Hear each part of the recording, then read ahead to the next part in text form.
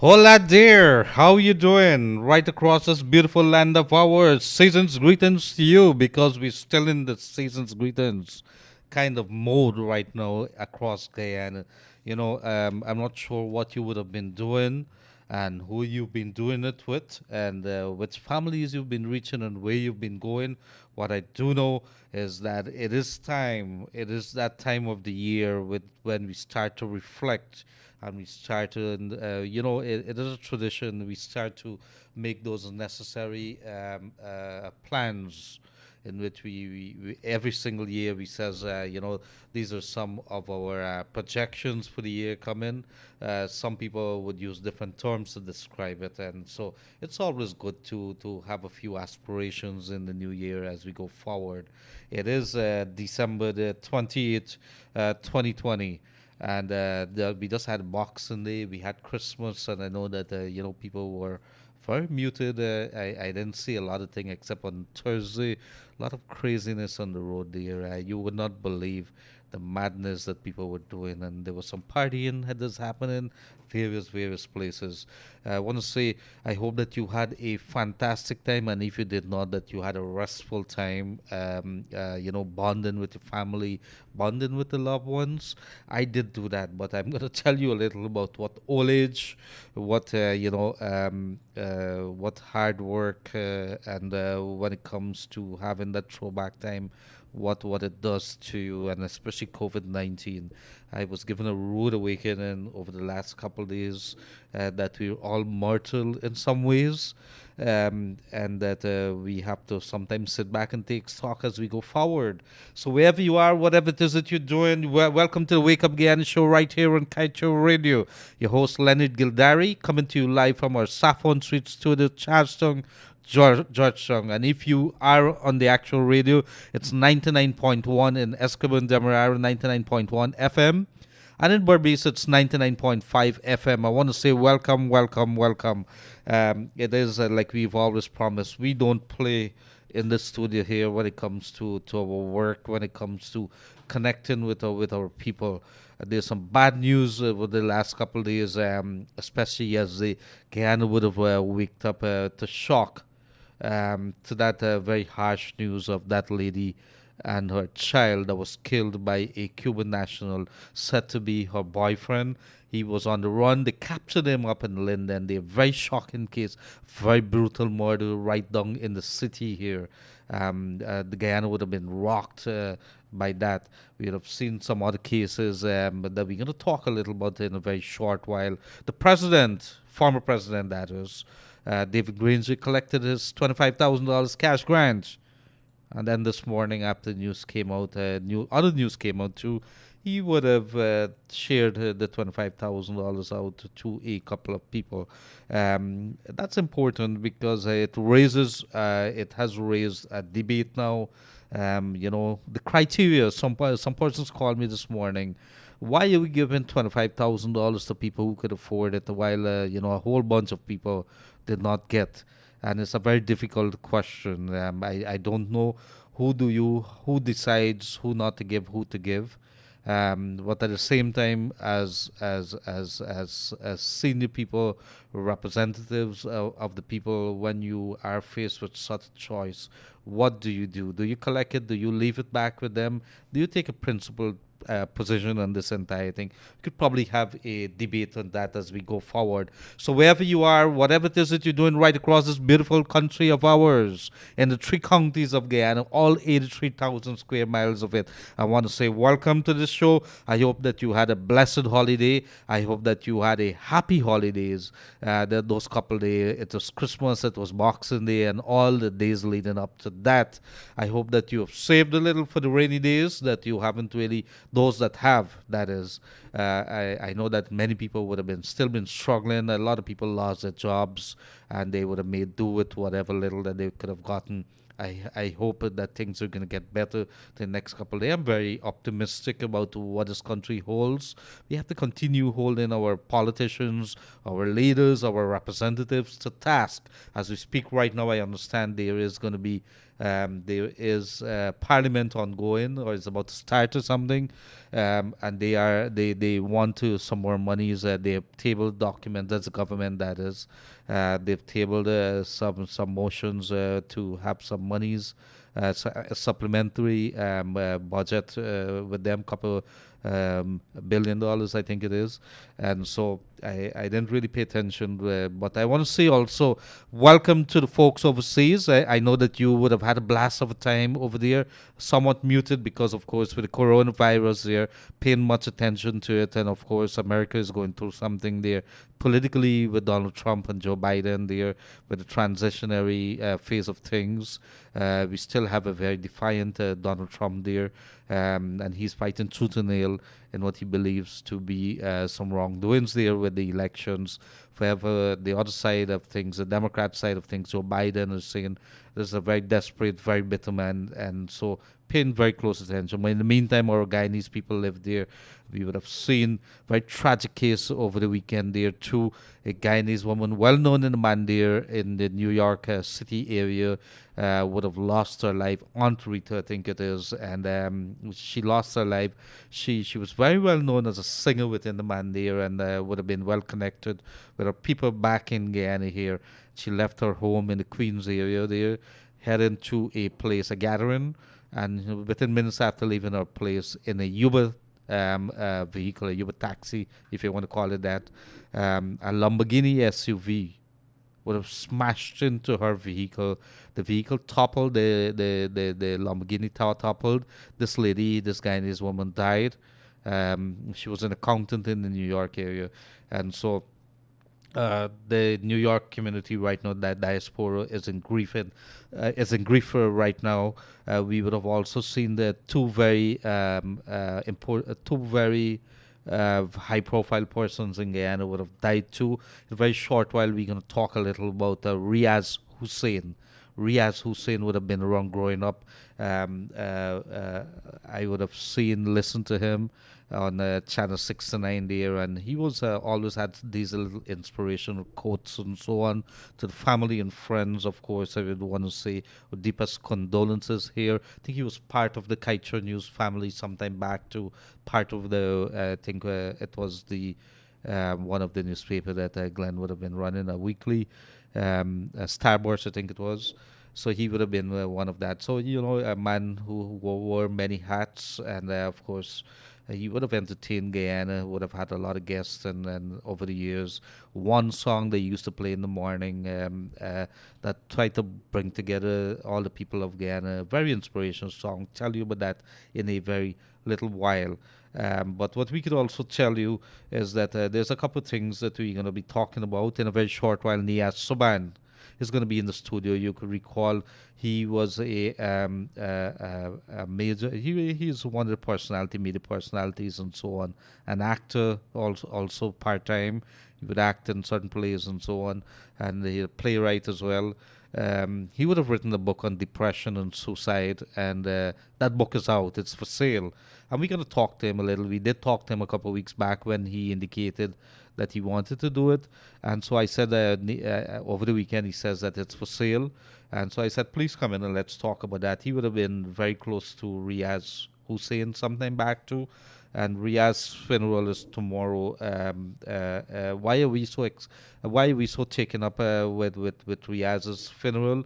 Well, we should pay attention and give kudos to the people that we have in our lives, especially Guyanese people who would have over the years played a role. And we would have had different people, the CN Sharmas and the Glenn Lalls and the Riaz Hussein, W.R. Riaz, even our own W.R. Riaz over the years, growing up listening to these young Riaz as well as his father, Mr. Hussein there.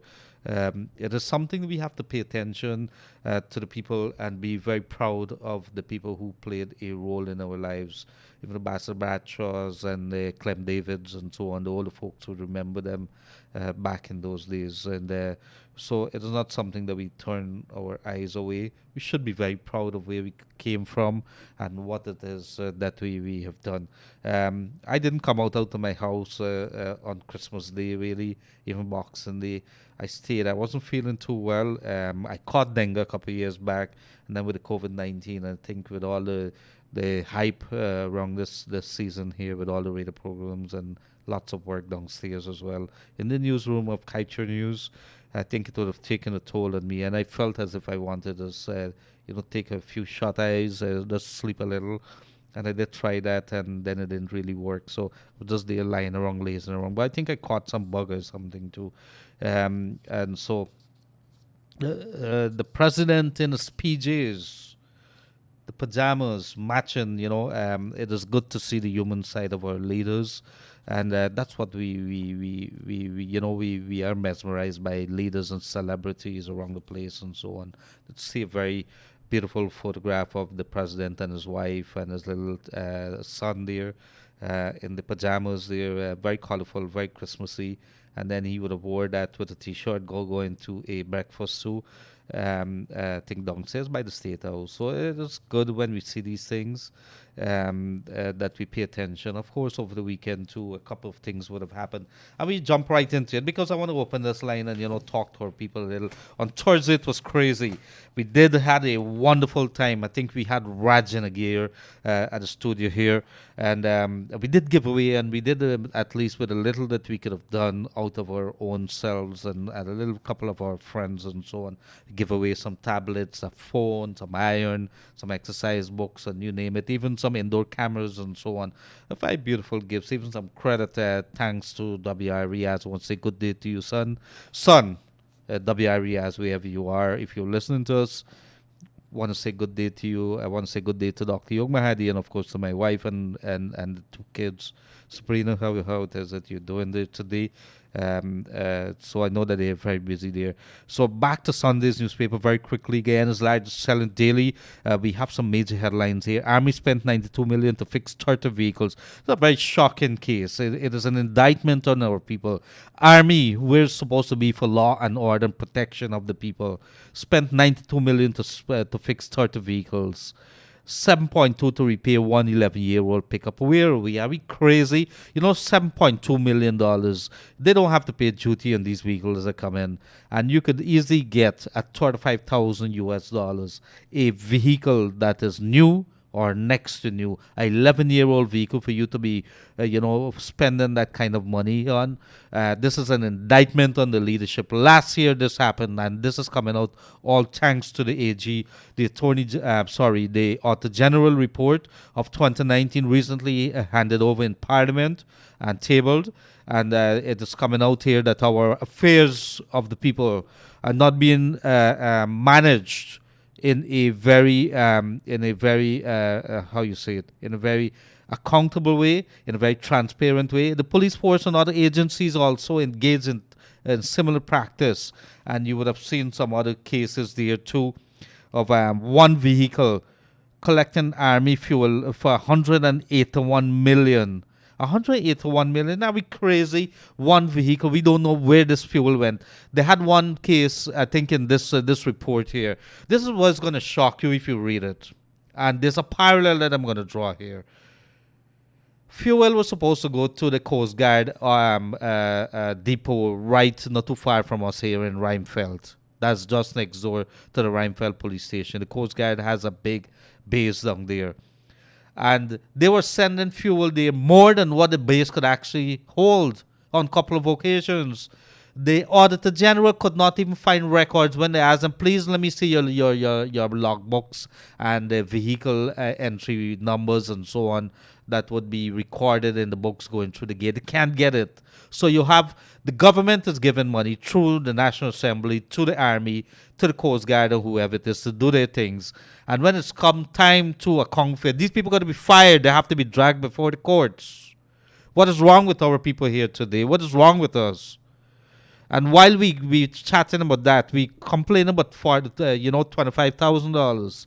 Stop complaining. We have to start bringing out these people.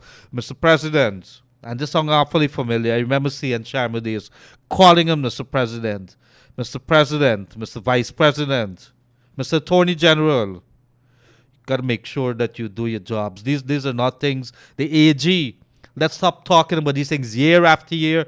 They go to the National Assembly, they go to the Public Accounts Committee of the National Assembly, and they keep telling these people to please make sure that you follow the rules and procedures when it comes to accounting. Year after year, we come back and hear the same thing, nothing doing. Why are we wasting time? We got to jail some people. We got to jail them. You have to. You cannot continue to have it. Some tax exemptions stifle local business development. This is the African Center for Energy Policy. What do we mean by this? When you're an investor, you come into this country, you get tax exemptions. And if you continue to give all these tax exemptions out, our local business not being given these kind of facilities, meaning that you don't give them the tax breaks and so on, and they can't compete. How are they going to compete against these big companies here that has tax exemption on the vehicles that they bring into the country and taxes and so on? They could compete against you. And so you have an international body, African Center for Energy Policy, is warning if you want to make sure that you want to build capacity among your local people, make sure that you give them almost the same thing that you're giving to the foreign investors as well. So police mourns as former crime chief Hiralal Makinlal dies, and this is he would have been a former crime chief, and he was the head of the Office of the Professional Responsibilities, which is making sure that the policemen are kept. If you want to complain against a policeman or policewoman, the OPR, or the Office of the Professional Responsibility of the Police Force, there, right between the two cannons there at the evil area, you could go in there, and he was the chief of that department there, independent department there, and very well respected, I understand, and tons of experience in FBI training and so on. He died, and the police force is in mourning right now. A cop beaten, robbed, shot in back. He was partying, said to be. He's posted this cop here, very young man, posted in Port Kaieteur, who went to I think Boxton or somewhere there, and he was attacked by a gang. Seems to be a well-known gang. He was beaten, robbed, shot in the back. Hindu community in New York mourns as after you was slammed by Lamborghini, killing Guyanese woman. Driver flees. I hope that they catch this man here. Bandit robs himself of life. Bandit, well known, pulled out his gun while drinking and stabbed, I think, one of the markets. I'd stab a border there, and put the gun, was playing with it, and maybe pressed the trigger. Probably the safety wasn't on. Any case, he's dead. Robs himself of life. Kaieteur News comes up with these headlines, and it's unbelievable. But it is what he does. ExxonMobil warns Guyana large discoveries must be managed to the benefit of all. Path ahead, not within pitfall. Not sure what that means. The devil is warning you about it. Let's see. Cuban national, and we go to the December 20th, today's newspaper, Kaieteur News. Cuban national hammers woman or child to death, locks up sleeping father-in-law in house. This morning, I think the police announced that they caught him, and it is believed that he killed them probably between Saturday and Friday, Christmas Day and Boxing Day, and I can't understand. They said he used a hammer and he used a knife. I mean, and then he was fleeing to Linden. Linden is on the way to the Linden Latham Trail there, and it's on the way to Latham there, and you could have gone to use that to cross into Brazil. Very easy to get away and get lost in Brazil there, and I think that's probably where he was headed. It seems that everybody knows that people are using that trail there to make their way into Brazil to go elsewhere, but apparently he had a relationship with this woman here, and a beautiful child, beautiful woman, and 30 something years old, an 11-year-old daughter that she had, and somehow during the course of Christmas night or somewhere there, he would have killed them, murdered them, and then locked the father of the woman in the house. This happens in the lodge area there, and then he would have fled, and it's only he didn't see them, and it's only after he realized he was locked in the house. This is the father of the woman Then he went over to check on them and discovered the body. Very, very shocking case. I'm not sure where we do believe. We did talk about this a little while back. I'm not sure where we believe that we could do people stuff and just get away with it, and that men believe they could do stuff to women. And we have to be very, very careful in how we treat our women folk right in Guyana here. We got to change this culture in which if we can get something, we want to destroy it. We want to beat them up. We want to kill. We want to inflict the grievous of the mortal of wounds on them, and believe that it's okay, it's gonna thing, but there is gonna be karma coming after you. Getting local content right wouldn't be enough to prevent failure with oil. Guyana must strive for effective oversight framework. TNT export $203 million in forestry equipment missing from public works security. This is the Auditor General report again. There's some other stuff that they're bringing in. Very, very shocking, and very, very brutal things that's coming out of this AG report. It looks as if, and when you don't, you get money from Parliament, it's being approved in the budget, and you get it to buy things, and you don't buy it. Where did you put the money? What did it buy? Was it paid out to somebody and somebody didn't deliver? What we do know is that they found the AG reporter found these things they're missing, and it is not a good thing. Some tax waivers increase burden on regulators to increase to ensure compliance, and this is the ACEP, and we did talk about that African group just now. Former President David Granger collects COVID-19 cash grant. Drunken cops hit down pedestrian. Auditor General says $4 billion withdrawn from contingency fund failed to meet FMA Act criteria. So we do things, we withdraw money just like that. I'm not sure what is it that we do in this country here, but when it comes to accountability, when it comes to towing the line, when it comes to following the rules that are set out in the laws and how we manage this country and the monies that we spent, and we see it happening with one administration, and the Auditor General report is raising these eyebrows here. It's not something that's new. It's been raised time and again, yet we keep see it happening over and over and over again. Are we going to see some change from our leadership? Are we going to see some change from our accounting officers? And then let me see here, right, in a very short while. Mechanic murders man over $700. This man here from Better Hope, David Barkley, had problems with his car on Durban Street, I understand. And he called the mechanic. The mechanic come. The bill came up $4,000. This guy Barkley couldn't pay the $4,000. He had $3,300 according to this report here. And the mechanic got crazy, jumped into his car, and ran down his customer. What is wrong with us? What is wrong with us? The mechanic is on the run right now. So we are coming on to just about 1:30, 1:28, 1:29. We will be preparing right now to have in a very short while Niaz Saban in the studio. And Niaz is no stranger to the Guyanese people, and an announcer, media personality. Also, he would have been an actor. He's coming here because he's written a book on suicide and depression there. And we're going to talk a little about that because these are issues that we have to tackle in a very holistic way as we move this country to another level. So we are as normal after we finish with Suban, maybe, or we could wait on him. I think he's in. Yes, let him come in. He's here in the studio right now. I'm going to ask him to sit while we are preparing ourselves right now for Niaz.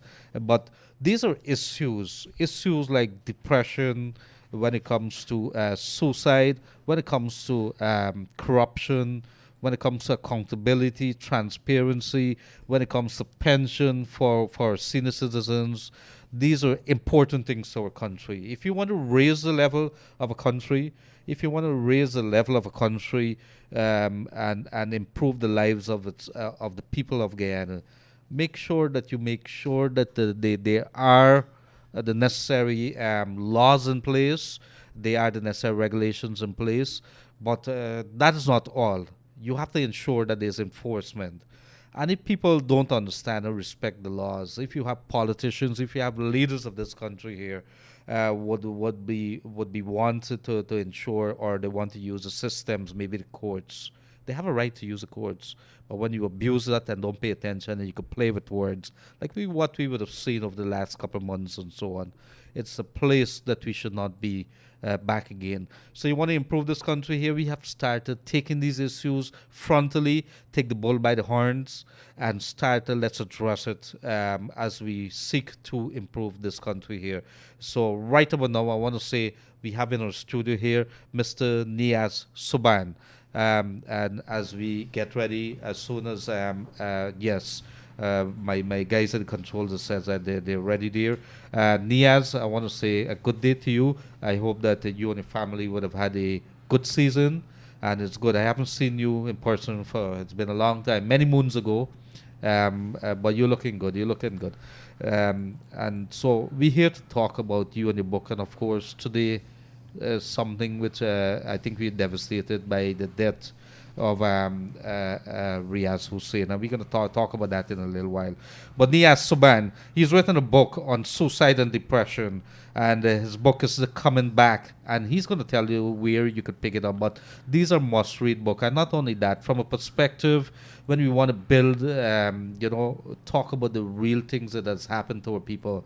This is a hands-on kind of approach that we would have on understanding some of our people and the culture that would be in Guyana, because he would be talking here about his personal experience. And when you see a man of his stature, of somebody who was very much out there, and you would see him, had he not written this book and not come out and tell the people something, you would have seen Niaz on the road and think all is nice and dandy with him. Well, it's not. It was not for a certain period, and he's going to tell us a little bit that. But coming back, it means that on his road to healing himself in his mind and his whole entire being, it would have been a road that he would have had to walk on, an escape from suicide. Coming back, an escape from suicide. That's the title of his book. Mr. Niaz Suban, welcome, sir, to our studio here. Thank you very much, Gregory, for having me. Right. So, sometime back, a couple of weeks back, I did notice a Facebook post from you that you were embarking on writing a book.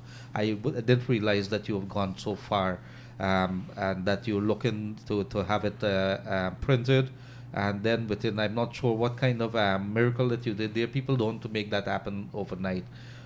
Let's talk about that.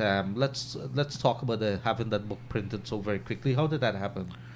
Well, I completed it in around maybe September this year, September, October. I had the bulk of it by January of this year.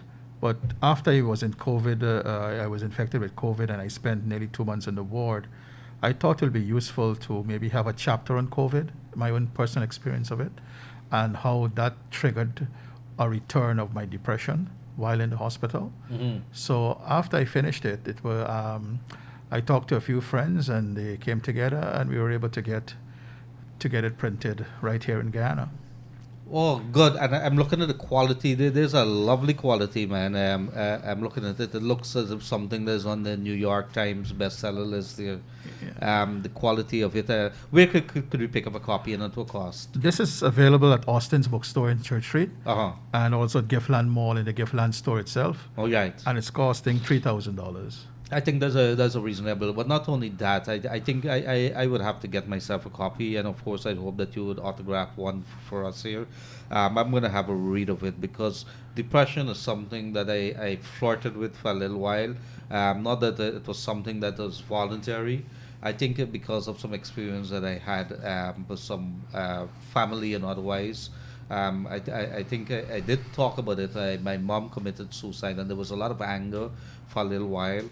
And then dealing with job and depression, things like that, you get very angry and you reach out to things. So I could connect to you there. But let me don't talk about that. I want to talk.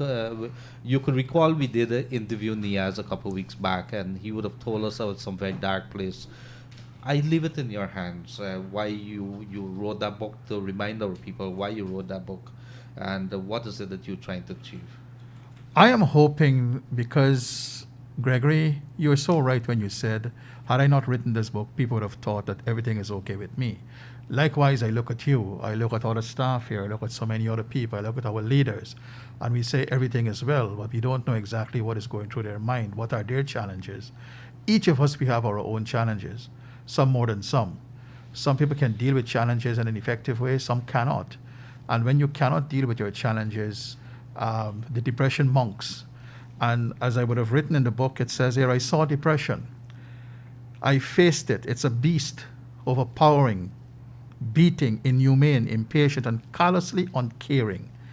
It strangled me, but slowly I raised my brittle bones as courage imbued to confront that towering dark bully that depression is. That's how I describe depression.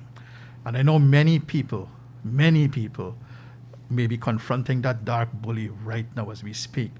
But because also we live in a very or a fairly conservative society, a society that's filled with taboo, that is filled with stigmatization, people do not want to talk about it.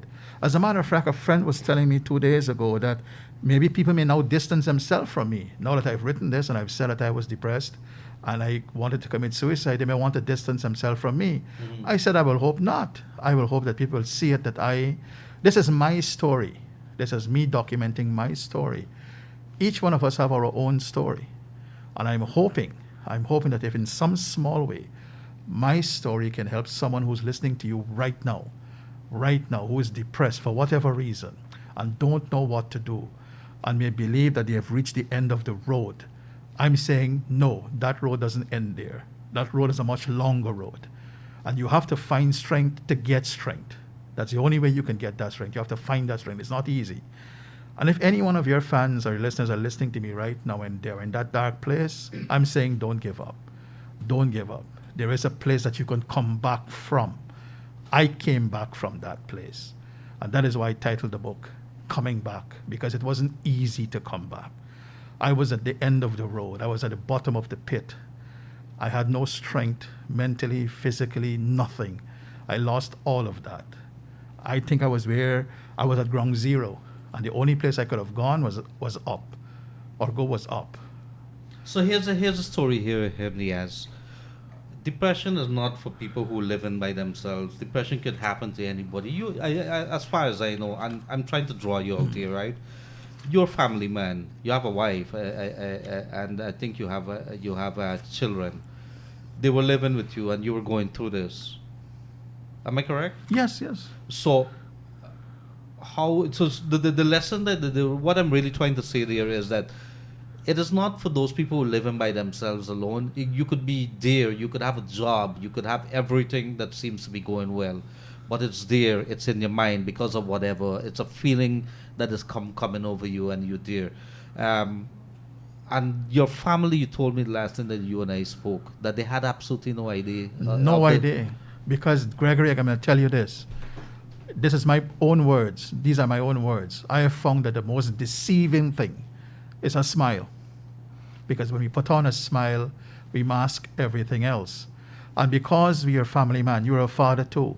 You have certain responsibilities, you have certain duties, and you feel a sense of responsibility of not wanting to bring stress to your family, that if you were to tell them what you're going through, that you will burden them, because all of that is going through your mind. Mm-hmm. You want to put on that smile. It is not only deceiving, it is extremely painful to put that smile on knowing what you're going through. But as I said, because we live in a certain society, I hid it from people. I hid my depression and suicidal tendencies from my family. And it wasn't easy because every day I had to get up and go to work. Every day I had to smile in the home, coming home. It wasn't easy. And I know there are people who are doing that right now, who are going through right now. But in the end, I had to come to the realization of where I was and to accept where I was. And I believe that's the first part of the journey of coming back, is to accept, yes, I do have an issue. I do have challenges. How do I deal with it? And then to reach out. And I also want to encourage people that if someone were to reach out to you, do not stigmatize. If someone were to stretch their hands, hold that hand. Hold that hand and let that, because the person is coming to you for a reason. He or she may have no one else to turn to. Because I didn't want to go to my family, and I'm saying it public because I didn't want to burden them. I loved them and I didn't want to burden them. I didn't want them to see me differently, to see me, to feel a sense of that I was emasculated in any way. Mm-hmm. So I found a complete stranger, and I confided, and eventually help started to come. So whoever, if someone were to come to you and to reach out to you, you may not know that person as a friend or in any way, there may be a reason for it. And I'm saying, hold that hand if you can. Well, and those are very, very profound statements. I could tell you that what would have compounded Niaz's problems, and I think his challenges, I don't want to use the word problems, I would say challenges, is that early this year, he would have made the news in a very different way, in that he ended up in the hospital because of COVID-19 for more than 2 months.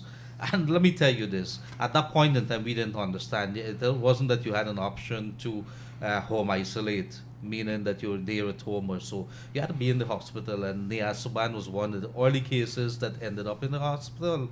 And I think they had him at some other places as well. I was at the ICU in Georgetown Public Hospital.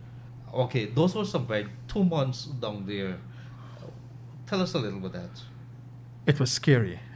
It was a place of uncertainty. And Gregory, you're right, that was among the earliest. And not much was known about what was happening. So I had the best of treatments. I had good care from the doctors and nurses. But you were in a place where there was uncertainty. My tests keep coming back positive all the time. People were dying around me. So when that is happening and your test is coming back positive, you don't know how long you will stay. You don't know whether you will come out. You cannot physically see your family. You're talking to them on the phone. Sometimes it was so painful to talk to them on the phone because you can't hold them. There's nothing that you could do for them or they could do for you other than bringing stuff that you need. I remember one day my wife brought my son out of the window in Lamaha Street just for me to see them. That was so painful because they couldn't see me. How old is this kid? He's 6 years old. Wow. Right? I couldn't see him, but he was so enthusiastic just to wave, just to wave in the direction which he think that I was. These are painful things, and every single day that your tests come back, or every time your tests come back positive, and every single passing day between tests, the uncertainty builds in your mind. And the song, and I'm going to tell you this, Gregory. I knew when someone was being taken out after they would have died. There was a particular sound that happened in the room, the different voices that you're hearing. And sometimes when I hear songs like that, up to now, I get so traumatized because you always felt that you could be next going out on that trolley. And that uncertainty triggered my depression again. It triggered it. And I got to a point where I knew I was going to break. But the good thing was because I suffered from depression 4.5 years before, and I got some help, I knew what to look for. And when I realized I was getting to that point again, I reached out to the doctors and I said, hey, I have challenges with my mental health and I need help. And they did. They got their experts to talk to me over the phone every day and so on. But I could have only done that because I knew what I went through. And I'm very grateful for that. Thank you very much, Jay. If you're now tuned in to us, we have a very serious discussion going on right now. Mr. Niaz Suban, well-known media personality, actor, as well. He's written a book right now on depression, and it's called Coming Back, An Escape from Suicide. And we would have been talking to him a couple of weeks back about this book and some of his experiences. I want to ask you, Niaz, because you have I would say that you're an expert, but as somebody who's there every single day on this program here, whenever we do it, sometime or the other, we'd have tears coming out. People would call and they would cry and things like that. For it says this show here has basically given them a companionship, if you will, to keep them company during the day there, and we thank you. And there'd be tears all over. Myself would feel like crying sometimes. I don't cry like this so very easily, but in my heart I could understand. But what would you say, Niaz, for somebody who is in that state right now? What should they do? If you're crying, I would say cry. Don't be afraid to cry. Don't be afraid to cry. Get it out. Get it out. But at the same time, seek help. Talk to someone, whether it's your pastor, your imam, your pandit, a co-worker that you trust, someone that you trust. someone that you can confide in and say, hey, I need some help. I need you to help me through this. And there are now other places and, agencies through the government, non-governmental organization as well, that people can get counseling and they can get the help that they need. At the time when I was going through what I was going through, we didn't have much at that time. Now there's a little bit more, and I'm very happy to see that. But what is very important, Gregory, is not that somebody reaching out, and I want to repeat, is that when somebody reach out to someone, that someone must not stigmatize or judge or anything else. Just accept the fact that, you know what, there's a reason why someone is coming to you. Because if you were to shun that person, it means that person will lost every single bit of confidence in trying to get to another person. And that person will go lower and lower and lower because he or she will now believe, well, okay, nobody wants to help me. I reached out and I was shunned. And that can be so much worse. Even if you can't help the person physically, mentally, or whatever, at least the person reached to you. You know where there are places that you can call, and you can be able to steer that person to get the help that he or she needs. That is what we need to do for each other. When I spoke to Niaz a couple of weeks back, he did tell me, and I was extremely shocked because like I said before, you would see people and you would not, you would say all is nice and dandy. And Niaz did speak of an incident driving home one day, and on the East Bank there, or somewhere that he decided, there were thoughts going through his mind to run his car into a bridge and just end it there. There's a linkage, there's a very clear linkage between depression and suicide. And like I said before, I'm not afraid to talk about it. A couple of years back, I think 7 to be exact, my mom committed suicide. And going back, talking to my siblings, I was a little angry because myself going through a little of issues there, talking to them and so blaming some family members and so on. I've learned. I picked up the phone on Christmas Day and I called my stepdad and I said, I just wanted to talk to him. There was no anger, there was nothing, anything. It's part of the healing process. But I just say Merry Christmas to him, and I did reach out. I'm starting. It's part of the healing process that I have to go through. But going back, talking to my siblings too over the years, I found that there were other occasions. When my dad had died, when I was just about 6 years old, this was a very young woman with 2 kids, one 6, one 4, and nowhere to go. Maybe she had her parents, but her life was ripped apart there. My dad was killed in the line of duty as a policeman. And so she probably felt, I think it ripped her apart. It did something to unsettle her mind. And there was one time I could recall, very, very young, this is just about 6, 7 years old, that we were crying, hold her in our hands, because she was walking with us along the seashore, I think around the Edmore area there, and we believed that she wanted to end it there. And we were crying and say, where you taking us, where you taking us, my little brother and myself. I could vividly remember that. And I look past those things. There were other times that warning signs were there, that maybe, that she struggled with it. But I think the bigger picture that took over for her, and maybe one of these days I'd have to get a little deeper, was that she saw 2 kids, her kids, that she really had to provide a life. And I think it come to a point where she finally believed that she would have done enough, and her job is over. I don't know. I could be wrong in my conclusions, but what I'm saying to you here is that Niaz has found closure in some kind of way. I think if you would have read it, you should get a copy of his book. It's written by one of our very own, and just read it. His journey through to some very dark places, and his recovery back, walking back on that road, and what he would have went through. And I could imagine you being 60 days in a hospital, going through what you would have gone through, not mentally, not very strong up there, and you would have been seeking out help. Bottom line here, in all that I've said there, reach out to somebody. If it's not Gildarie, reach out to a neighbor, reach out to a family. And Niaz, do you think talking to people help? It does. It does. And there's an issue of trust too, and it works both ways. If you trust someone to talk to them, that person has to have your trust and hold you in confidence. But when you were talking just now, I recalled when I got to a point that I realized that there was nothing to live for, in my own mind, there was nothing to live for. I need to crash this car into that bridge. And somehow my right hand wanted to do it, but my left hand wasn't assisting my right hand. And it never happened. And when I got help, at some point, at the beginning of my therapy, I wasn't interested in therapy. I was just doing it. I was just going through the motions. But at some point, the doctor asked me, he said, "Do you have a reason to live?" And I said, "No." Right away, I said, "No." And then he asked me, "How many children you have?" And I told him. He said, "Well, those are the amount of reasons you have to live." Then he asked me if I have a wife, and I said, "Yes." He said, "Well, that's another reason."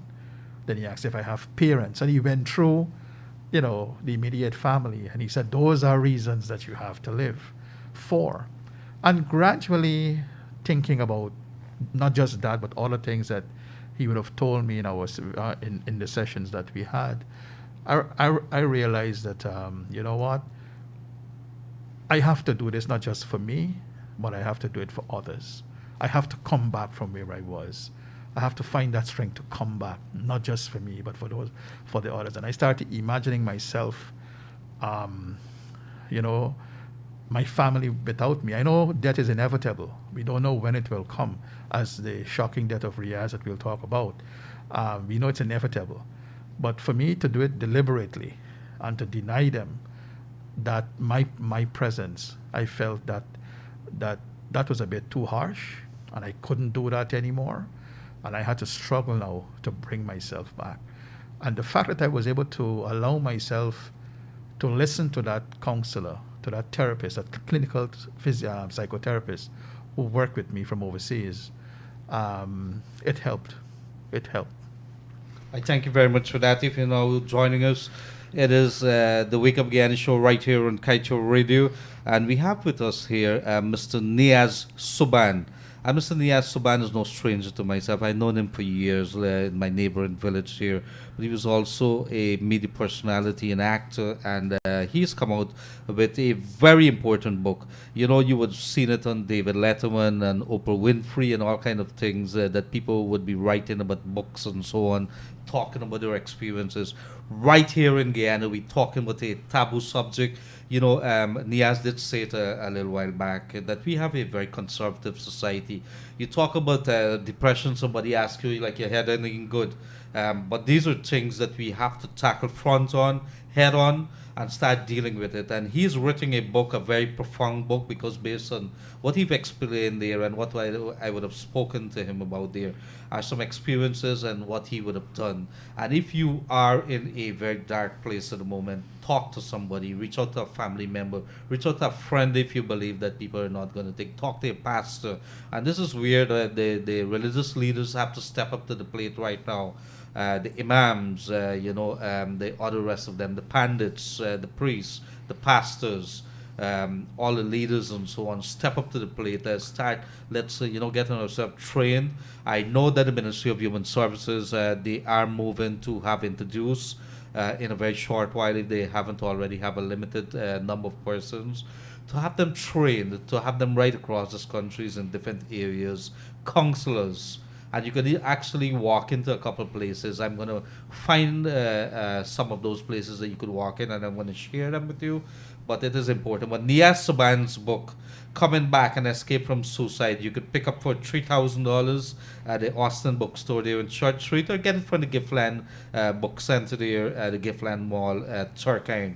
Very profound book, very good coming from you, Niaz, that we actually have somebody not afraid to say what are some of the experiences, which brings us to a very important issue here too. I want to thank you very much for coming here, but we also want to talk a little about Riaz too.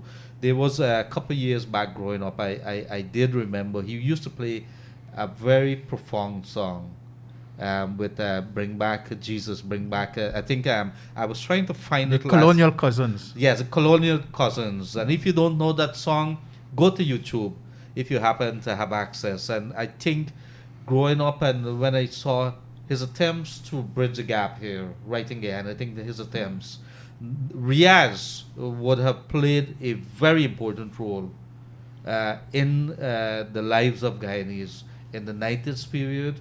I think in the 90s, definitely. I'm not sure if it went back to the 80s, but definitely in the 90s period there, he was there, Clem David and everybody, CN Sharma, everybody, yourself had your show going on too. And that morning show, Riaz took ownership of it. When you would have seen the way that he did things and, how he would have been able every single morning, you could guarantee you're going to turn on your television and he's there. Um, you had experiences with Riaz of Channel 69, Channel 18, Channel 69, NTN. What are some of those experiences?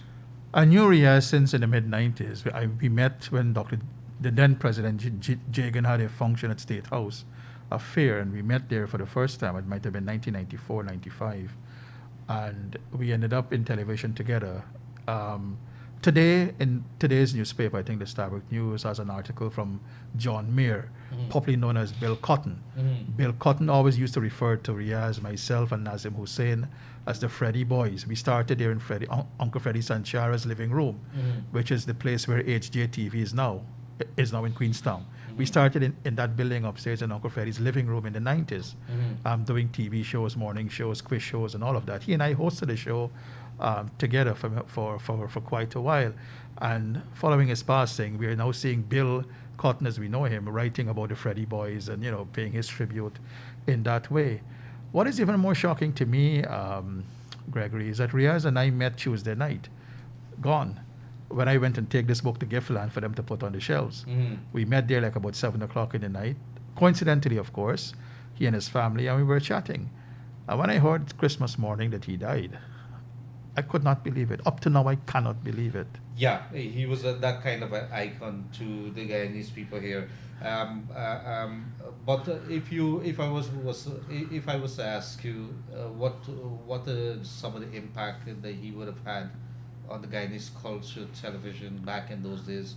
We didn't have too much of internet back in those days. Well, I think you hit the nail on the head. While I would have directed him in two plays, Dosti and Didar, back in the years gone by. As an actor, I directed him, as a director, he was the actor.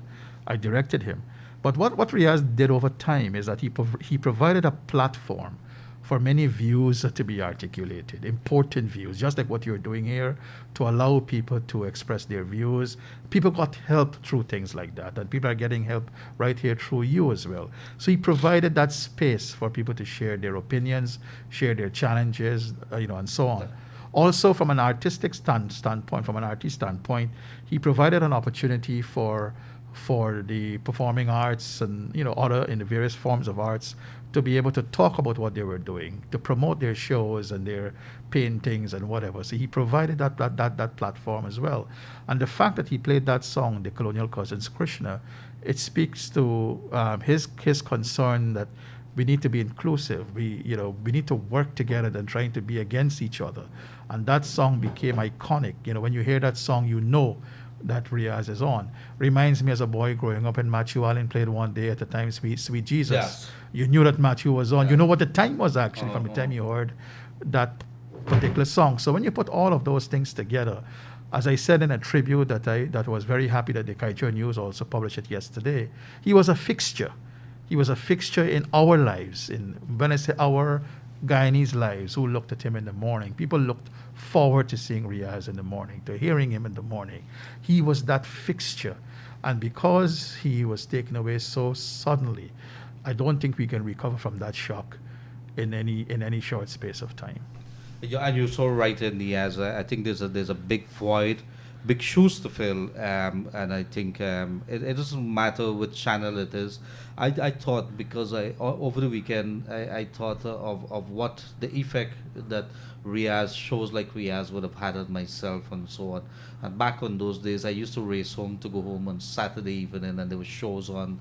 CN Sharma would have had a 9 o'clock movie and so on. So back in those days, with internet not there, you could imagine television was a big thing for the Guyanese people, and we cannot. We have to be very proud of the role that people like yourself and Riaz and the CN Sharmas, whether we like it or not, would have played in shaping Yeah. who we are, and these are things as we go forward.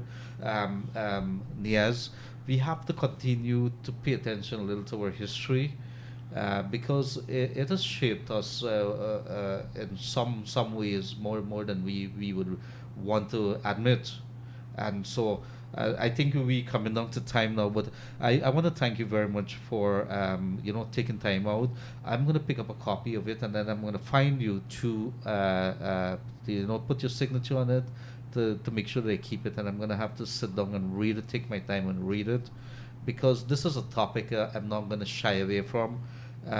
It did have an impact on me, suicide and depression. I'm not sure if there's anything you want to say to the Guyanese people in this season. I want to thank you, first of all, for giving me this opportunity to talk about my story. And I want to tell the Guyanese people who are listening to you and listening to you every single day, let's don't be afraid to talk about these things. Together, we can break down these walls of tabooism. We can break it down. One by one, we can. And if we were to do that, then these things will become things that we can deal with openly. And when we can deal with them openly, there is that good chance that we can bring so much help to people who are in need. There are many people, Gregory, who are suffering from some form of depression.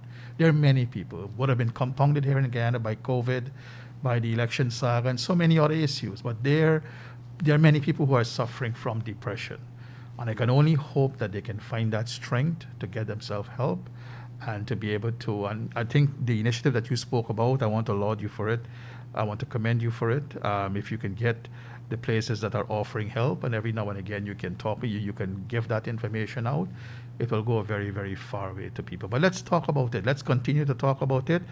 Let me commend you for providing a space here again that people can bring those views.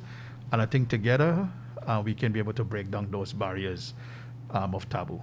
Anytime you're ready, Diaz, and we could, because we shouldn't shy away from it. If you want to see a society that's going to improve, you got to write a suspect, and you would have seen it talking to people.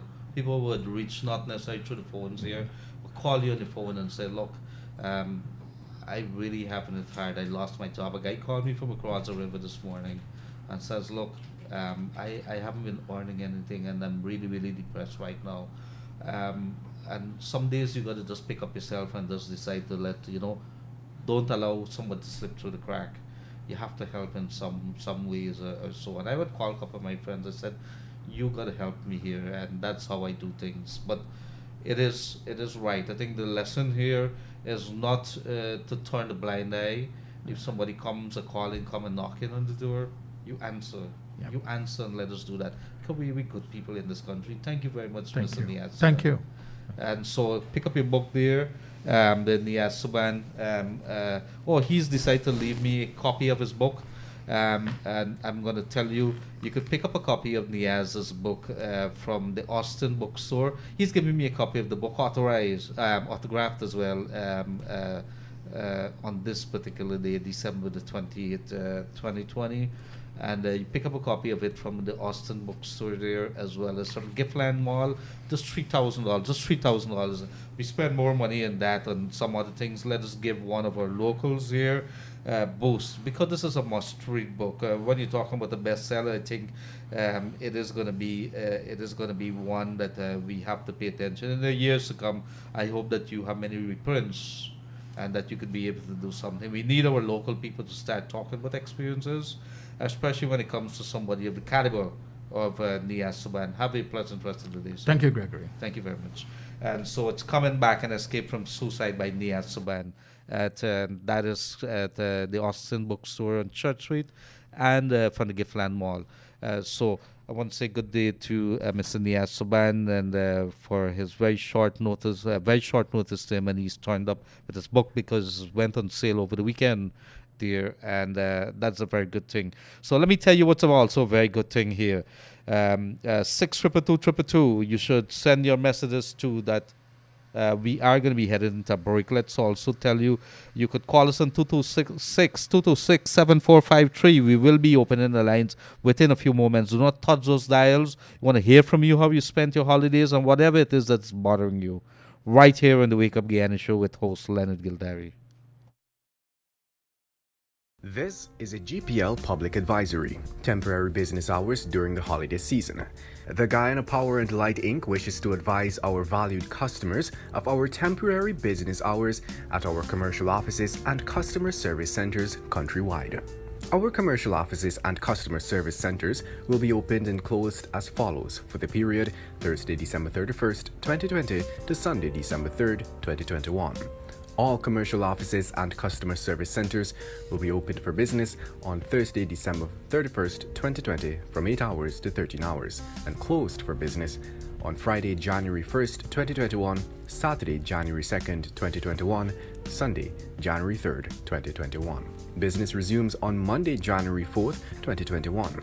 All prepaid customers are encouraged to purchase an adequate amount of electricity tokens in order to ensure a consistent supply of electricity between the period Thursday, December 31st, 2020 and Sunday, January 3rd, 2021, when GPL and most of its authorized agents will be closed for business. Prepaid juice cards are available in denominations of $500, $1,000, $5,000, and $10,000. These cards can be purchased from GPL commercial offices and authorized agents countrywide. A list of available agents is accessible at http://gpl-inc.com/bill/payment-options/juice-cards-tokens/. Additionally, postpaid customers are encouraged to utilize our wide network of authorized payment agents. A list of available agents is accessible at http://gplinc.com/bill/payment-options/. We thank you for your business and season's greetings.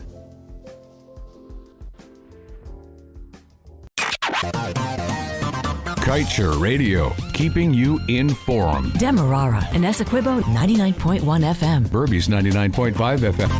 Kaieteur Radio. Yes, good afternoon. Welcome back to the Wake Up Guyana show right here on Kaieteur Radio.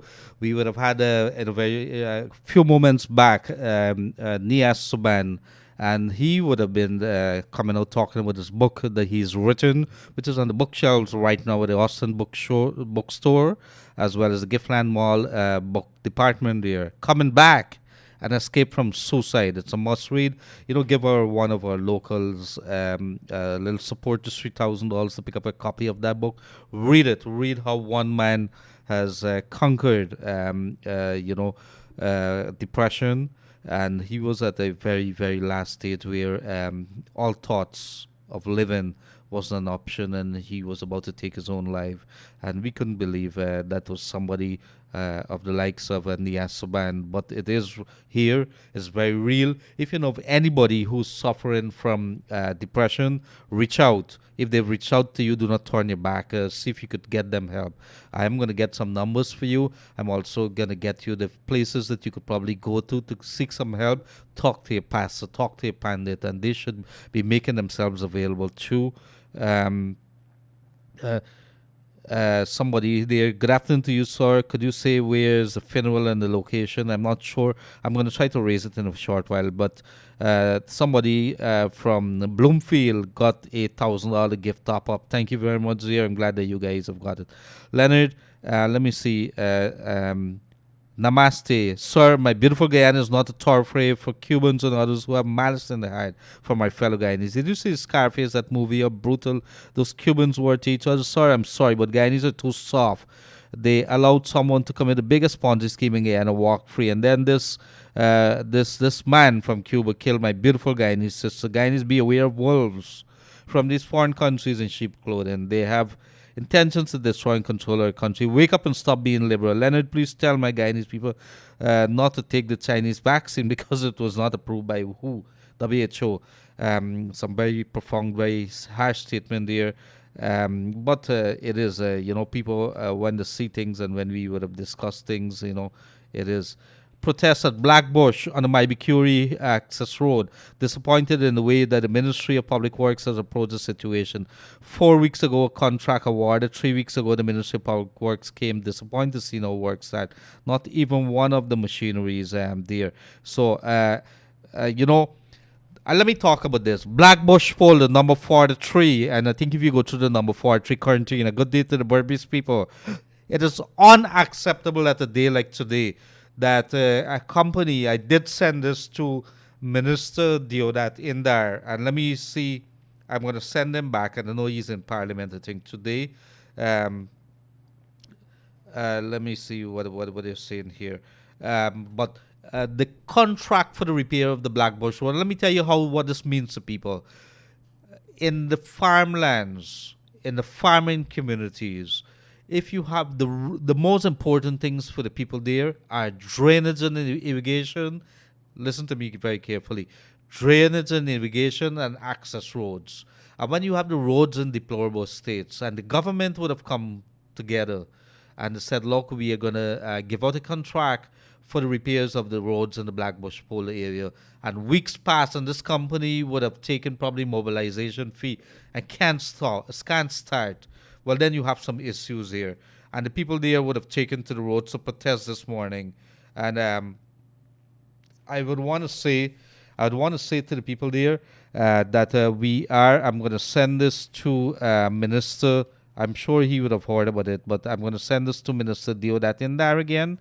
And this is the Blackbush area there. They're saying that they are protesting the areas there. There's some cars and so on there that they have taken to the roads, and some bikes parked, and they've protesting the non-starting of the contract there. I think worth millions of dollars.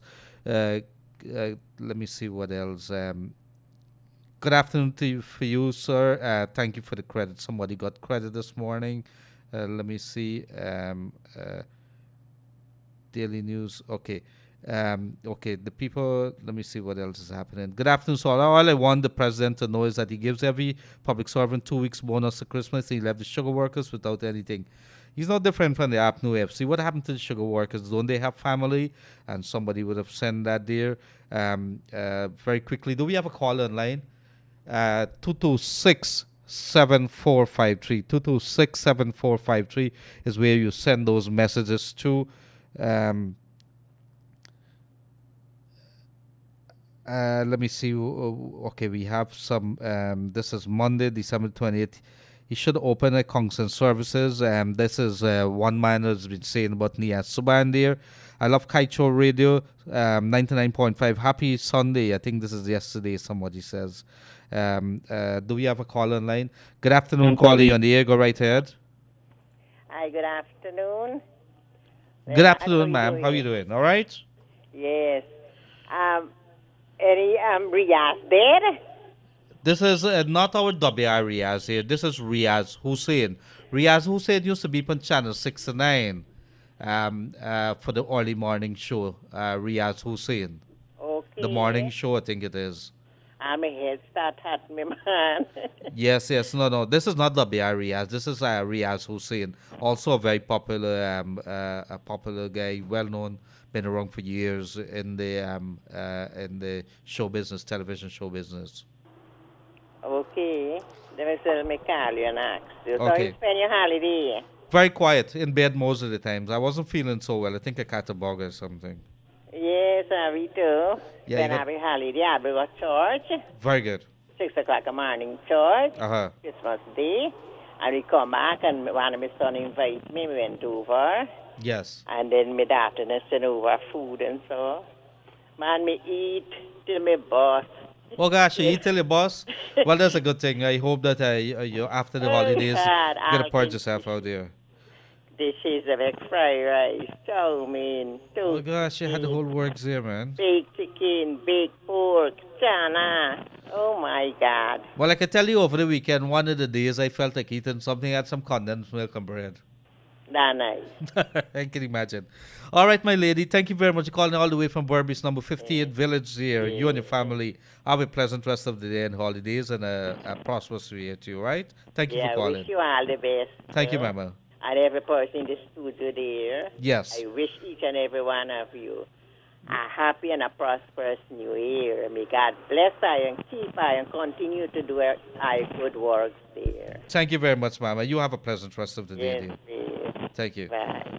all the way from Berbice, number 58 Village. I want to say good day to all the Berbice people there today from Molson Creek and Oriala, coming down all the way New Amsterdam and going up to all the way on the east bank of Berbice and the west bank of Berbice, all Guyana, in fact, and overseas, wherever you're joining us from.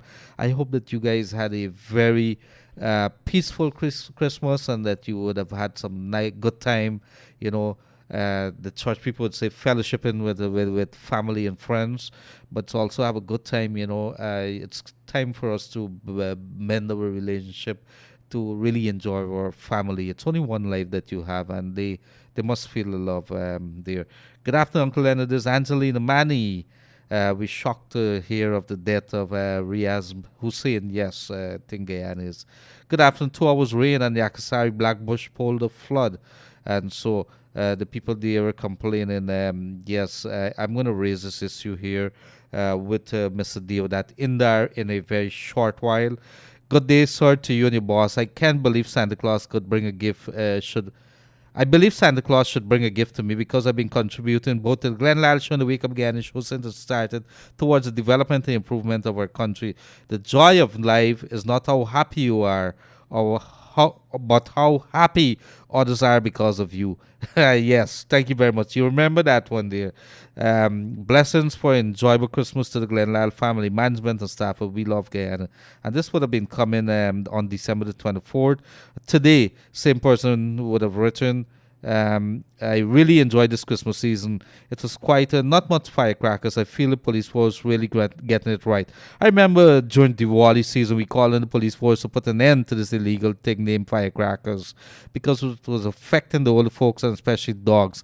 And I believe that they paid heed to the call. I salute the police force for that. However, we must not stop mentioning it on the Wake Up Guyana and show how firecrackers is illegal and dangerous. Sir, do this for all animal lovers. Do this for the max. Shout it out loud. Firecrackers is illegal. Thank you, sir, and blessings. And thank you very much, dear sir. As always, you know, he's been with us and he's been sending us a thing.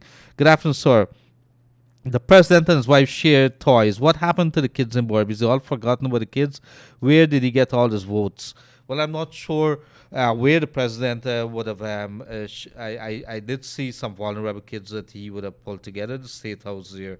I know some ministers were fanned out in the different regions, and maybe going forward for next year, we have got to really look back and create this register of some of the most vulnerable of our citizens. Where is it that they live in?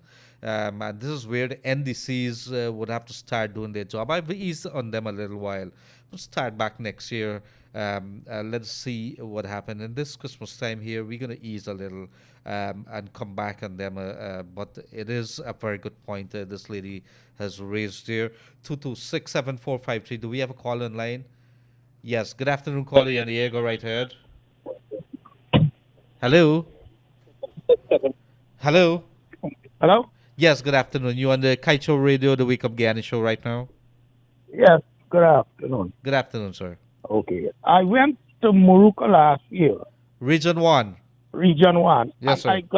I got back this year. I didn't go Christmas Eve day. But the WAF at Charity missing a 4-threader last year. When I go back this year, it's still missing. I want to know if nobody's not looking into that. The elder folks punished bad to get off the boat and on the boat. Well, you know, we have some very serious problems in Guyana here. Yeah. I'm not sure what is happening to supervisors, what's happening to rangers, what's happening to overseers. They have their job to do. Everybody's passing and seeing this eyesore here or this danger, and they can't see it. It's an indictment on some of the organizations that we have here, like our NDCs and the RDCs. You mean to tell me they don't know? But that's what I'm saying. So when I come back home this morning, I have to let Kaieteur Radio know, because when I call you, pay attention to our story. No. I'm gonna raise this to and this is a charity wharf, right? Yeah. I'm gonna raise this with the RDC people, charity wharf there.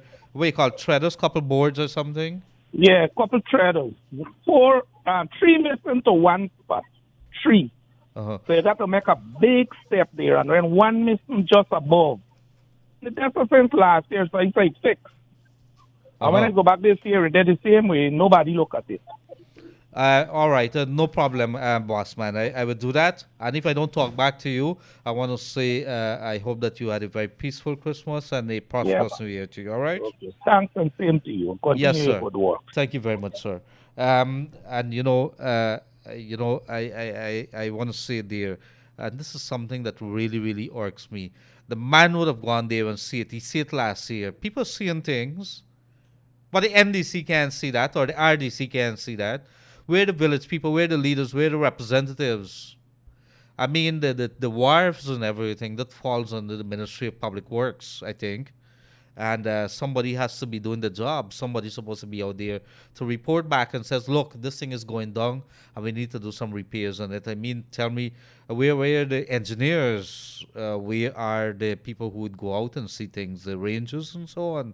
Somebody had to be seeing these things that, I mean, for the cost of one board, you allow people's lives to be put into danger, maybe their health, their safety. Something got to be wrong with us. Something got to be wrong with us. So we go back. Let us see what we have here. Good afternoon. My Curie Blackbush Pole is flooded since last week. Many homes, people, livestock, and the farm is flooded. Can anything be done to the people here from losing our livelihood? Okay, my Curie, there's a Blackbush Pole there too. I am going to send this to the Minister of Agriculture. I'm sure. Did you guys complain to the Minister of to the NDC there or so, and the RDC people know? I'm gonna to reach out to this to either the RDC in Berbice or to the Minister of Agriculture and see what they say there. Or could you let me do that today? It's Christmas time. Let me do that. Thank you very much, dear. Do we have another call in line? Good afternoon, caller in the air. Go right ahead. Hello. Hi, good afternoon, Mr. Gildarie. Good afternoon, sir. How are you doing? Great, man. I just called to say I went this morning and I collected my phone. Oh, you got a phone? Yeah. Oh, this from the show last week. Yeah, Oh, we gave away so many things last week. You would not believe it. It was a 4 hour show. Okay. And I hope that I met a beautiful young lady there. Oh, you did? Yeah. Very good, very good. Thanks a lot, though. No. You're welcome, and I hope that we did get a couple of people like Digicel would have come on board, E-Networks, Kaieteur News came on with a couple of books, WR Riaz came on with some credit. We had some good people here that really touched on, and it was a very beautiful show that we had on Thursday gone. We hoping to do something for the New Year's. We could. All right, we have somebody online. Go ahead. Anything else, sir? No, I also read Josh. Glad to reach them. All right, I tell them, boys, maybe anytime. Okay. All right? Thanks. Good. Thank you very much, dear sir. Good day, Mr. Gildarie. How are you? Pretty good, man. Good day. First thing, apologize to the viewers and the winners that have only got their credit today. Reason being, by the time I got the numbers in, it was Christmas Eve. The boys had closed.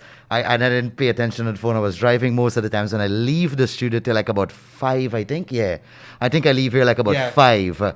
So what happened is the hybrid had closed by the time. By the time I do get the mess, I went to town and I got the mess. I then realized to check my phone. And when I leave the phone on silent. Oh, man. So what happened?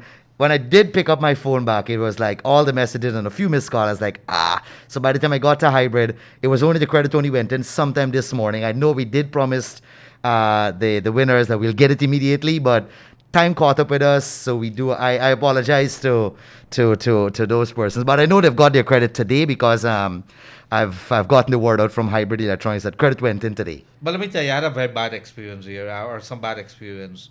I realized that my handwriting is atrocious. No, we figure it out. Okay, no, but hold on. I was writing in the thing, taking on all the people, and because we here managing the show, writing the numbers and everything. And then when it's time to transcribe, I don't know if I got it right at all occasions. I think I did. Well, but forgive me, guys. If you didn't think, just call us in. But I even issued more credit. Yes. Than I think about 2,000. I can give you back. That's good. That's good. But thank you very much for hybrid. That's good. Is it hybrid? Yeah, hybrid Electronics. Thank you very much to hybrid. So we got that out. We could plan something. We like to do this last minute planning for all year. Well, that will be what.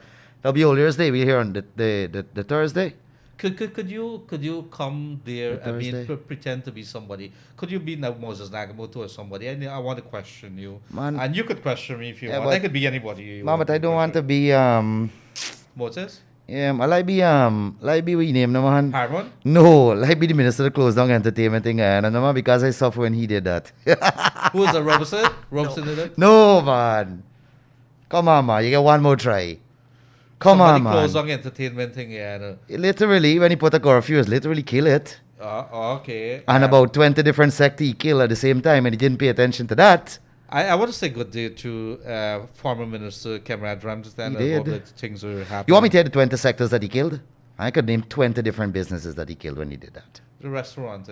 He killed the restaurant. He didn't kill the restaurant. He killed the transportation. He didn't only kill the transportation. He also affected GRA. And this is little that people literally knows. When a promoter brings a show to Guyana, he's paying PAYE. He's paying VAT and he's paying a penalty because Marshall Montano or Ravi B is not walking into GRA and pay the 33 and a third PAYE. So a further 16% is penalizing the promoter. Check it. 33 and a third plus 16 plus 14% VAT. Country loses out money. Wow. So a lot of people have this misconcept that, promoters come and the big artists come and they make millions. If you invest in an event to put at the National Stadium, least you could put a show at the National Stadium. Least, Leonard, you know this. We've been there. Lease is at least, and this is me being a very moderate figure, 50,000 US. And if you're fortunate to make if you're fortunate to make 5,000 US as a promoter, that's plenty. Because you paid the 50,000 out. If you're fortunate, keep my word, to make at 5,000 US, that's a lot of money. And mind you invested 50,000 US. Wow. All right? Uh-huh. We've killed that. We've killed the barber shops. We've killed the clothing shop. Because if you're gonna wanna go for a hairstyle, you ain't gonna fancy up. You kill the salon because the ladies ain't gonna do the whole fancy setup to go out at 11 and go home back at 1:30. You've killed also at that time. You've also killed the food, the man on the roads who trying to make a hustle at the end of the night, right? You've killed people like myself in terms of ads because if you ain't bringing ads to me, I can't re-spend money. Right? And I could go on and on that I've told the previous administration, the amount of sectors that, and then this thing about at that time, road accidents was happening between those hours. I'm still waiting the proof for the road accidents around that time. I'm also still waiting for the people going to rum shop, drinking and go home and beating up their wives. I'm against domestic violence, but those were irrational statements. If at that time the then minister was so rational that alcohol was such a detriment to society, then sir, I have a detrimental statement to you as well. It was so bad, then close the rum factories down in Guyana. Stop importing alcohol. Well, guess what? I'm gonna let's say for Right? Thursday. For Thursday, we got to do something. Yeah. Close out the year. Let's look at what's Let's do transpired something. this year. I need to ask you, as the Minister of Home Affairs. Former, right? I remember. No, I I'm done- going to ask you. Yeah. You're the former Uh-huh. Minister of Home Affairs. Yeah. You also you could be whoever you want. Let me ask you some questions, right? Yeah. And let's see what happens. Let's see what happens.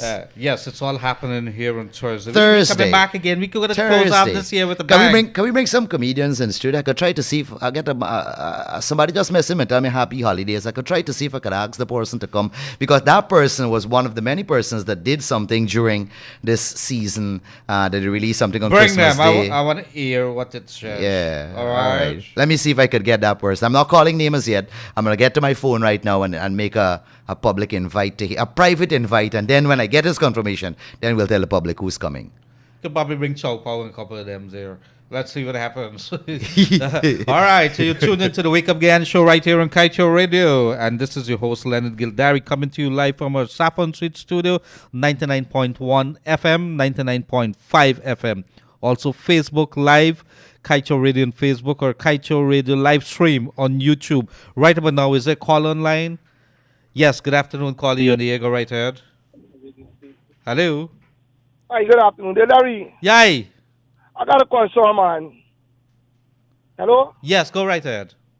I want to get it addressed. I live in Parfait Harmony, right? Uh-huh. And they got a new road. The new road It deteriorating as the day go and the day come. This is The the one rainfall that is by good fortune there. yes. Uh-huh. Now, I noticed that the weed in the carpet frequently, and the contractors are changing. I wanted to know why they ain't doing nothing on the road. They're waiting for it to get to slam up, then they're going to run and do it. The holes are bad. It was my tire. See who you could get to address it for me, man. New road. All right. I'll deal with this. I'm going to send some messages to a couple of people that I know.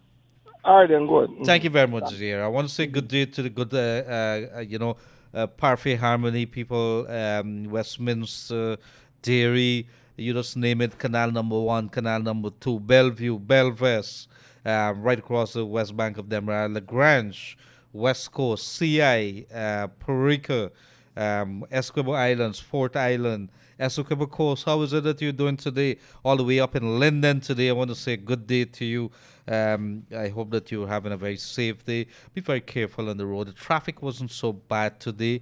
What we could tell you is that, people are still trying to recover, but we have another 5 years or so thereabouts with the traffic situation. It's only going to get worse. So we have to brace ourselves. We have to think of some innovative ways in which we could reduce this traffic congestion in our country as we go forward.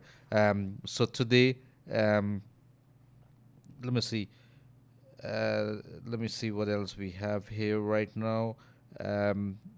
Yes, 228. Okay, we're trying to get to. Hi, good afternoon, Leonard. Greetings to all. Just asking you to highlight this. Was trying to get the Mabaruma. This is in Region 1 for the holidays, but the cost of taking our vehicles were $20,000 one way. We had 4 for one vehicle, and this is one vehicle is $20,000. We had 4 vehicles. This is $80,000, and I presume you're talking about the ferry service there that you would be using from the Water Street area there. I'm not sure, but do we have another caller on the line there? We got to look at these things. Hey, Good afternoon, caller. You're on the air. Go right ahead. Hi, Leonard. Good afternoon, and how are you? Happy holiday to you and your family. Thank you very much, ma'am. I hope that you had a very peaceful one too. Yes. Tell me. I call you for tell you that towards the Christmas Eve they enjoy our program for Kaieteur. Oh, you enjoy it? Did you enjoy yes, Raj? went. You saw Raj? I went till Regina. And the Regina yes. on the Esquibo Coast, yes. Yes, and I went in my car and I sit down and listen to y'all's program. Yeah, it was very, very brutal. Yes. But and that girl was sing the first bhajan. Oh, you're talking about little Nadia Singh. Nadia Singh, yes. Yes. Oh, yeah, that was a very lovely voice. What you sing, yes, I enjoyed that too. Break my heart that day. Yes. It's a very beautiful song. I don't know if you could remember a person from Morris Lodge and been calling and asking for a wheelchair for their mom. Yes, I remember that case. Yes. Is my mother. She got it and everything. She passed away last month. So when that Nadia sing that bhajan, that thing break my heart the day. Oh my goodness, I'm really, really sorry. Our condolences, man. I know that you know it's really we have to show love, right? We have to show love. Yes, Leonard. I'm really glad that you had a peaceful holiday and our condolences again and thank you, right? Quiet. Yes, Leonard. Yes, my love. And I sit down and I listen to your program. Yes, my dear. And it's very, very nice, but I'm looking out for here if Josh will go sing. Oh, you want Joshua to sing? You know, Josh is a very talented guy. He and Kevin Smith, they have been a mainstay. If you see young people who would have really taken it and run with it, this radio station. Yes. But thank you very much. I'm gonna express. Because during the week when Josh was there on Kaieteur radio, right? He does rhyme song, you know. Yes. Oh, he's rhyme. Yeah, he does rhyme one time and sing, and I just enjoy program. Oh, very talented guys. Very talented guys. Thank you very much, my dear. All right? Yes. All the best. And you have a blessed day, right? You too, my dear. Bye-bye. Yes. Bye. Quick thing. I know that I was driving getting over here when someone was asking about the funeral of the late Riaz Hussein of NTN. Thank you. It's at MYO tomorrow, actually. The janazah will be sometime like 3. Few in at around 1 o'clock. All COVID protocols in play. You need to wear your masks, not stick around too long. You could come view as fast as you can. But, that is a very shocking blow to television and to entertainment in Guyana altogether. Of course, Riaz Hussein across at NTN wear many caps. He was associated himself with various organizations from cricket and so many other different things. It was very shocking. It was also very scary at the same time because since the early stages of both of us' career, a lot of persons continuously mixed both Riaz's up. Yeah, they wanted on numerous occasions, right? So around 5 in the morning, my phone starts to ring, and I was still sleeping at that time. I returned a couple of calls to some friends, and then they were telling me, "Yo, we heard this just happened to you or something." I was like, "Well, I'm talking to you." Then, like about 7:30, then I got the news of what really occurred. But it was very, very sad, very shocking. It shows you that how short life really is. Mm-hmm. That's another example. When I say another, because we've had this through the year. We've continued to have persons with death. And it is one thing that God Almighty promises you, and in any faith that you believe in, is that we will all taste death. And it is.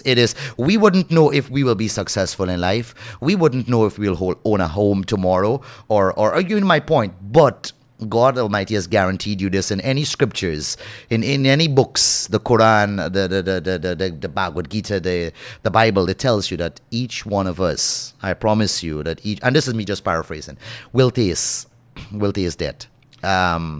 Very shocking. It is very inevitable. shocking. But I was telling Niaz Subhan not too long ago there that growing up in the 90s and so on, what you would have seen there, because there wasn't internet then that you would have really. And the television had just burst onto the scene in a big way in the especially in the 90s. Exactly, because when I've started television in 1998. Riaz Hussein was already in television at that time. So this little boy comes up. So they're always like, "Oh, Riaz, the little Riaz or the big Riaz?" Yeah, and we've heard this throughout our career altogether. And we've shared the networks on a few occasions altogether, camaraderie and stuff like that. But it is shocking. It's really shocking to hear the news. I was thinking he was probably in his mid-40s. I got the confirmation that he was actually 50. Mm-hmm. Today, actually, I wouldn't know that. I was assuming like about 47, 48. But it is... Oh yeah, it's pretty young. Pretty shocking. Pretty shocking, and I'm sure that he had many fans through his more than 2 decades of on the airwaves across at NTN television, because he has been when the network had started, the morning host for the NTN This Morning show. So I'm very sure that fans all around the world and in Guyana and the diaspora have known him. So it shows us that never take the simple things for granted. And COVID this year has shown us to not take simple things for granted. And this is another example. And I know that many persons have lost loved ones, but we speak on it today because, we're colleagues in the industry, and it is a great shock. It was a shocker when I got the confirmation that he passed away, because I heard about 7 in the evening he was at NTN. They had a gathering there, 7 in the evening. This is Christmas Eve night, and this happened sometime by the time getting home. I've heard various timings, but I don't want to really pronounce on the timings. But I heard just sometime around when he got home, he claimed of that illness. I've heard some contradicting reports that he was ill. I've got confirmation that he was not ill, actually. But that happens. Yes, and a very harsh blow to the media world in Guyana here. Indeed. The television world, because he would have been a mainstay of the entire the 90s, the morning show. He has taken command. He would have taken command of that on television, and of course, as it evolved, he stayed there, and he would have held on to it. But tomorrow is that funeral there. I think it's MYO Thomas Lands. So from viewing. 1 the viewing, and the actual janazah sometime like about 3 o'clock tomorrow. Just remember COVID, and you take that into play as well. Thank you very much, dear Riaz. Hi, good afternoon, Leonard. Christmas come and COVID leave. Thank you very much. And that's a rude awakening there from one of our people. I'm trying to find out about our money from Yuri. Will we get that back? We are poor people, please. Well, the government, that matter, is engaging the legal folks right now. We would have done numerous stories on it. I would have asked them to do some stories on it, and that is what we get. Somebody talk about Yuri, and they talk about the Yuri and this accelerated fund there in the same tone that they talk about this gentleman or this man who killed this woman and this little child, this 11-year-old.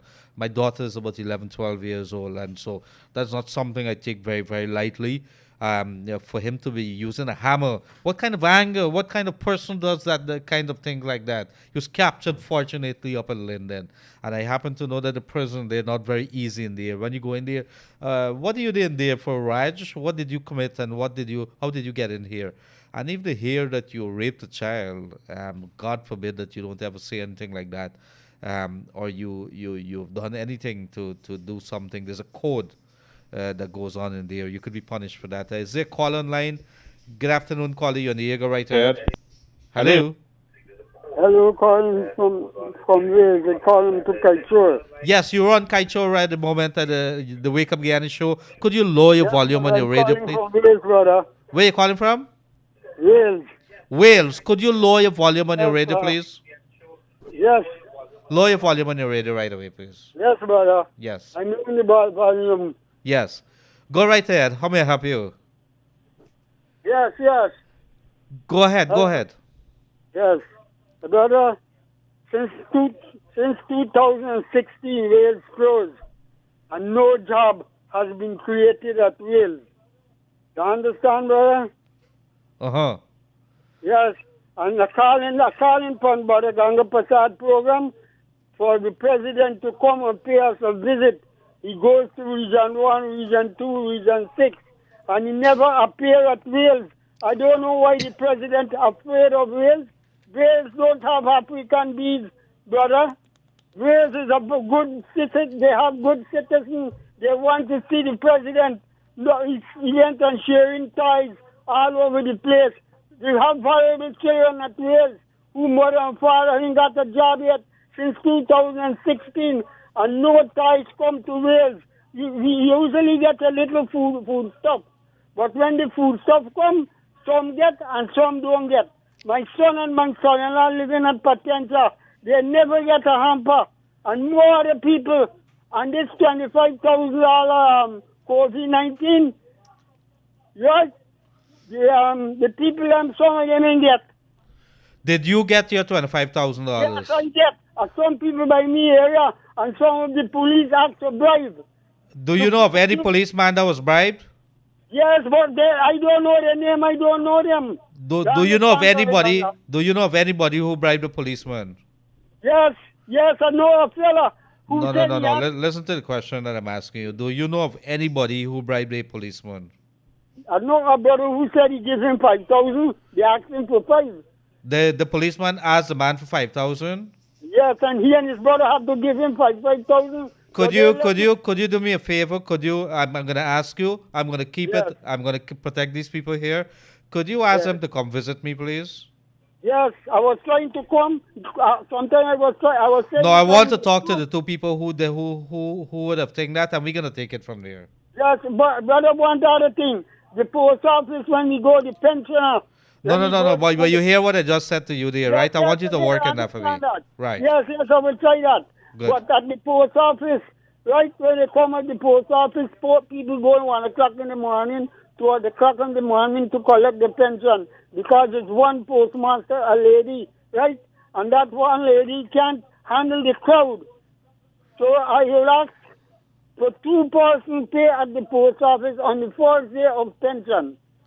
Brother, thank you. All right. Thank you very much, Zir. All the way from Wales and the west bank of Demerara there. And you know, as little as it may sound, regardless how little or how significant it may sound, when it comes to the people raising their complaints, we have to listen to them because what might affect me might not affect you in that particular way. And these are things, the people must have their voice. And what that man is saying there, in terms of what they're seeing, what they believe in, and so on. Other people might tell you must have patience. The president can't be all over the place, but it has to do with the NDCs and so on. If they have been given to share in a particular area, they must be able to prove to the people that whatever it is that they're doing is above board. That because people see things and people want to know why you would do certain things. Even I have a foundation. And we've been doing stuff more than 10 years. We don't say anything to anybody. What we do very quietly because I do believe in that. I don't believe in taking pictures and then, sharing and people must see what you're doing. People know what we're doing.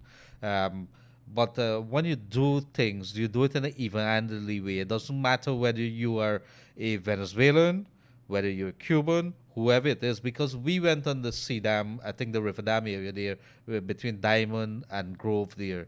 And everybody turned up, including our local people and including the Venezuelan people who live in along the River Dam area. Could you turn them away? No. The point is that you have to be very even-handed in how you're doing things, how you're sharing it out, so that everybody could benefit. They mustn't come back and point fingers at yourself. And so when people hear and people see and you believe you could do things very quietly, it comes back and it bites you. I'm not saying this is what happens or this is what happened in the Wales area, but what I'm saying, people are going to see things and people are going to complain. Do we have another caller in the area there? Yes. Good. Good afternoon, caller. You're on the air. Go right ahead. Good afternoon. I like to say that I did not receive my credit. You didn't receive your credit? Give me. 677-6727. Hold a second. 677. 6727. 6727. Yeah. All right. Thank you very much. We can send it. Thank you, and have a good day. You too. Bye bye. I'm not. We got to check back on that because we would have sent. I'm not sure what I sent. In the meantime, let us see. We're coming down to almost. Oh my goodness, time flies here when we're dealing with our people, and we want to continue this show for a very long time. Good afternoon, Leonard. I would like to bring your attention to the recently dug out the canal in Canal Number 2. Due to the poor engineering, there are massive slippages right both sides of the canal. I'd like you guys to drive through and video the same. What's happening here? Canal Number 2, and it says massive slippages there. I'm going to have to send this to, this is DNI. I'm going to have to deal with this and probably take a drive in that area. Hi, I'm not getting the radio show. Is anything wrong? Is anything wrong with our radio show on YouTube? Where are you calling from, ma'am? I think everything is all right here from our studio side here. Raj, is everything all right with the transmission side? Yes, we haven't received any complaints. We on Facebook, we on YouTube, we on everything that we're getting through here. Let me see what else is coming here. Okay, my second contribution is a lot of people enjoy your show on Christmas Eve Day. So if you want to do another one on Thursday, yes, man, bring in some comedian and nice up the Wake Up Guyana show. You could do it. Nothing is impossible with the show. But how long will the show be this time? Don't stop till we've had enough of Mr. Curfew. Thanks. Thank you very much. Good afternoon to you and Mr. Riaz. I'd like to say a big thank you and him. I did receive the credit this morning. This is Simran from Wakenham. I hope you guys get my message because did still have problem in Wakenham since Saturday and we have not been getting good signal. Thank you guys once again. Yes, thank you. We did send out so many blessings to our people. Somebody win an iron. Somebody win a Black & Decker iron. Somebody won a phone. A couple people won, I think, 2 tablets, 2 Fire Amazon tablet there. I think some people won credit. Somebody won exercise books. 2 families would have won. I think one across the river, one from Alberton. They would have won, what was it? Indoor cameras that could work with Wi-Fi and you could see it on your phone if you're elsewhere and so on. Somebody walking around your house and so. So I want to say thank you very much for those people who really would have I think they would have collected. I think there's still two of those persons to collect the cameras. I think I have to collect it from E-Networks here and maybe they pick it up at our office. So thank you very much to everybody who tuned in. You have thousands of people who would have been tuned in. It was a blast in the studio here. W.I. Riaz, myself, Raj, Joshua. We had Shivani. We had Kevin. we had singers, we had drummers, we had Jackie Jacks right in the studio here. We had a little girl, Nadia Singh, right, listen to a program. She came in and she said she wanted to sing, and she sang. Very beautiful voice, very much in control. Just over 15 years of age there. Blessed our hearts, dear, our hearts right across this beautiful nation of ours and overseas. So it was a blast of a day. I think I would say, Riaz, would you say it was a very good show on Thursday? Yes, I think everybody had a blast. Afterwards, we went to a wedding downstairs there. One of our colleagues got married there. They call him Quincy. I can't remember his last name. I have known him for another name. I don't want to call it here. And so I had another name for him that day. But we had some drinks. We had everybody in the house, Glenn Lal and GHK Lal and everybody here. And so there was a very good time that we had. The food was good too. So I hope that, I think, I haven't seen Quincy back then. Is he still on maybe his honeymoon or something? I wonder where he went to spend his honeymoon. None of my business, but I can still ask. This is a show where we ask those questions. Do we have another caller on line there? Good afternoon, caller. You're on the air. Go right ahead. Hello? Hello? Hello, you on the air right now? Go right ahead. I think we lost that one there. And I want to say good day to everybody who have joined us on Facebook here. Let us see some of those people, favorite people. They've been joining us day in, day out. Genevieve Baldi, Pam Singh, Savinot, Tara Jagdeo, Bibi Hussein, Karen Smith. Let us see Inti Mohammed. Let us see who else is here. I think everybody just listening to throwing back. They're not even participating. Karen Smith there, yes, we would have spoken with her. And Bibi Hussein, a lot of people from overseas here. Jenny Rohit, Bibi Shabir Hussein is normal.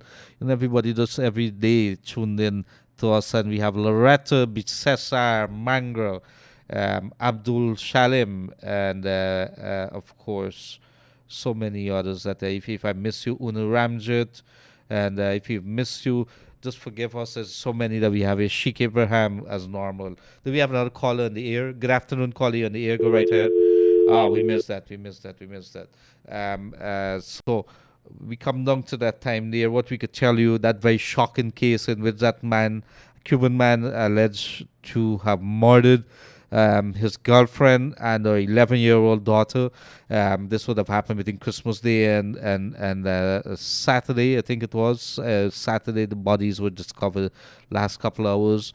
He was caught on his way, probably, we presume, to Brazil in Linden, left Georgetown. So it seems everybody knows where he's headed. He's captured, and that's a very good thing. You want to hear some of the reasons why he did that and what could have caused a man to use a hammer and to kill a little girl, 11-year-old. What kind of anger went through you? I mean, what is wrong with our people here?